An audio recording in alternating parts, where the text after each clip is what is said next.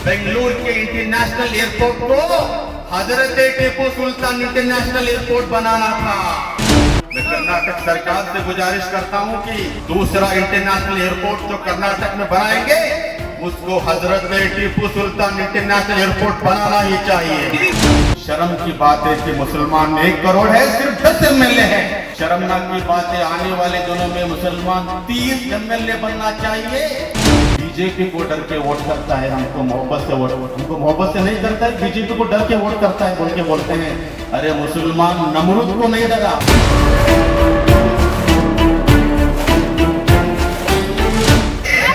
देवनहल्ली में हुई है टीपू सुल्तान रहमतुल्लाह अलैह की पैदाइश, देवनहल्ली में हुई है।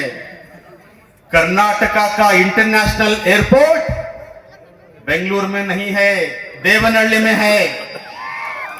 लेकिन बड़ी अफसोस की बात है, रहमतुल्लाह अलैह का उधर ही मजार है। बेंगलुरु के इंटरनेशनल एयरपोर्ट को हजरत टीपू सुल्तान इंटरनेशनल एयरपोर्ट बनाना था। बड़े अफसोस की बात है, नहीं बनाया। जिनका भी नाम रखा है, मुझे उनसे कोई ऐतराज नहीं है, लेकिन जहां पैदा हुए थे रहमतुल्लाह अलैह, उनका नाम रखना था।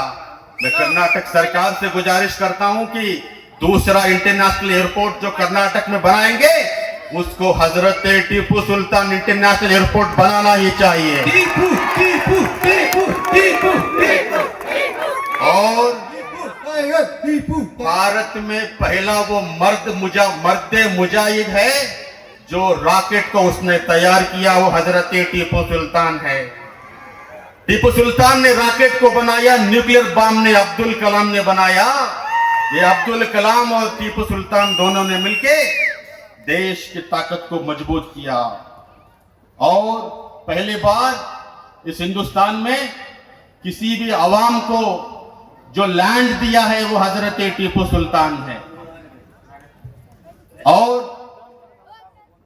मैं शाहरुख खान से गुजारिश कर रहा हूं इस मंच से, बहुत जल्द यूट्यूब में जो वो डुप्लीकेट जो मूवी आ रहा है, शाहरुख खान से मैं गुजारिश करना चाहता हूं कि बहुत जल्द हजरत टीपू सुल्तान का मूवी आप बनाना चाहिए।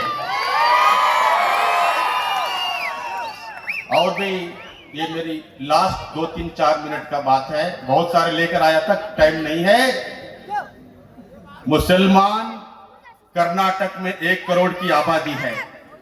1 करोड़ की आबादी। लिंगायत 66 लाख है। 59 एमएलए लिंगायत हैं। वक्कलिगा 46 एमएलए हैं, सिर्फ 60 लाख। ब्राह्मण 15 लाख की आबादी है, 10 एमएलए हैं। शर्म की बात है कि मुसलमान 1 करोड़ है, सिर्फ 10 एमएलए है। आने वाले दिनों में सिर्फ कांग्रेस पार्टी से 15 टिकट दिया जाता है, 9 लोग जीतेंगे, 6 लोग हारेंगे। शर्मनाक की बात है, आने वाले दिनों में मुसलमान 30 एमएलए बनना चाहिए। ये मेरी गुजारिश है। इस मंच से बोल रहा हूं कि पूरे कर्नाटक में मैं आऊंगा और मुसलमानों का साथ दूंगा। महेश्वरान स्वामी जी के।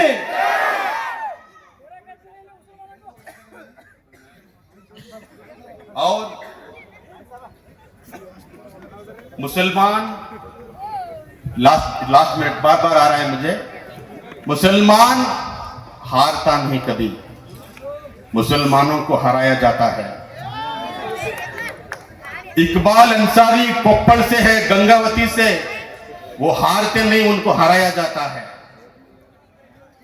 लेकिन हम मुसलमान सब मिलके आजू बाजू लोगों को जिताते हैं, लेकिन मुसलमान को हराते हैं। हमीद मुशरफी बीजापुर में नहीं हारते, उनको हराया जाता है।